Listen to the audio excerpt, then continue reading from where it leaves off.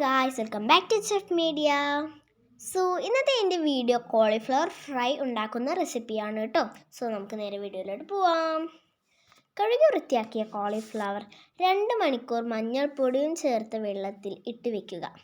ശേഷം വെള്ളം തിളപ്പിച്ച് അതിലോട്ട് അര ടീസ്പൂൺ മഞ്ഞൾപ്പൊടിയും ഇട്ട് കോളിഫ്ലവർ ഇട്ട് ഒരു 2 മിനിറ്റ് തിളപ്പിച്ചെടുക്കുക. എന്നിട്ട് ഒരു ബൗളിൽ 1 ടേബിൾ സ്പൂൺ മുളക് പൊടി, 1 ടീസ്പൂൺ മഞ്ഞൾപ്പൊടിയും, അര ടീസ്പൂൺ ജീരകപ്പൊടിയും, 1 ടീസ്പൂൺ കാശ്മീർ മുളക് പൊടിയും, 2 ടേബിൾ സ്പൂൺ കോൺഫ്ലവറും ആവശ്യത്തിന് ഉപ്പും ചേർത്ത് നന്നായി മിക്സ് ചെയ്യും. കുറച്ച് വെള്ളവും ചേർത്തിട്ട് മിക്സ് ചെയ്ത് കൊടുക്കുക കേട്ടോ. ഈ ഒരു പരുവത്തിലായതിനു ശേഷം, ഈ ഒരു ലൂസി ടൈപ്പിലായതിനു ശേഷം അതിലോട്ട് കോളിഫ്ലവർ ഇട്ട് നന്നായി മിക്സ് ചെയ്യുക.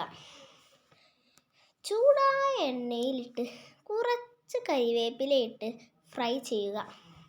Crispy cauliflower is ready. ഇവിടെ നിങ്ങൾക്ക് ഇഷ്ടപ്പെട്ട ലൈക്ക് ചെയ്യുക, ഷെയർ ചെയ്യുക, സബ്സ്ക്രൈബ് ചെയ്യുക. Guys, bye bye.